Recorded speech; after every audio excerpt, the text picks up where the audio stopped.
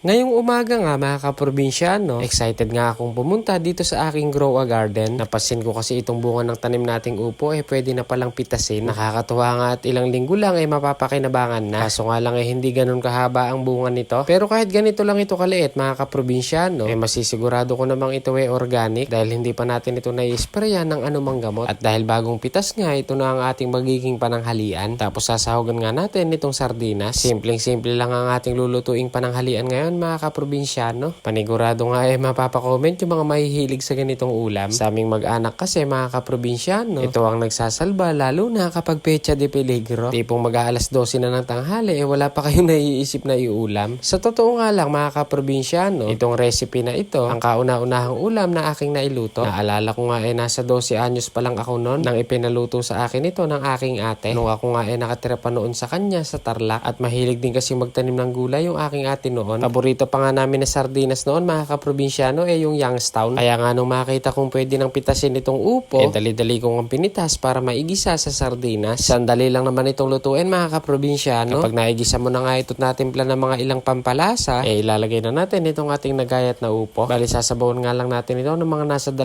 baso. Tapos pukukulan nga lang natin ng ilang minuto. Ganyan nga lang kasimple yung ating ulam ngayong araw mga kaprobinsyano. Kahit simple nga lang masasabi ko namang ito napakasustansya. Yun no, pagkalipas nga ng ilang minuto, tansya ko naman malambot na itong ating upo. Habang hinahalo ko nga mga kaprobinsyano, talagang humahalimuyak ang amoy ng ating ulam. Bango mga kaprobinsyano ng ating simpleng ulam. Pero masustansya rin ito.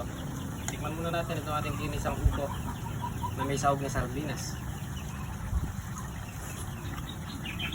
Upo.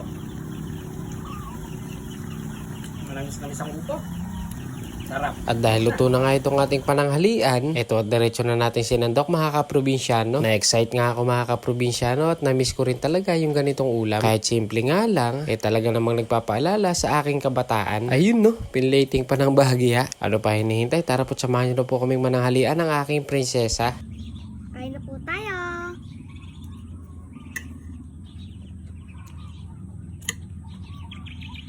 Hop. Kain na po tayo mga kaprobinsyano. Pampagana sa usawan. Bigyan natin itong ating ginisang upo na may sardinas. Simple. Pero mapaparami ang kain.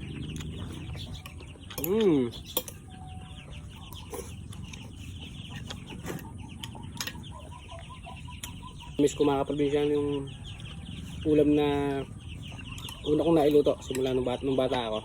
Ito.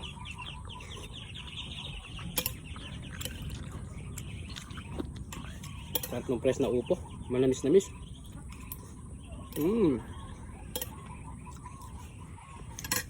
Kahit simple nga lang itong ating ulam ngayon mga kaprobinsyano, masasabi ko naman na ito masarap. Bukod nga doon talagang tipid lang. Hindi naman kailangan na palaging karne ang ating ulam para masabi nating masarap. Kahit ganito nga lang ang ating ulam, paniguradong gaganahan pa rin naman tayong kumain. O paano ba mga kaprobinsyano, maraming salamat po sa inyong panonood. Hanggang dito na lang po muna. Bye bye!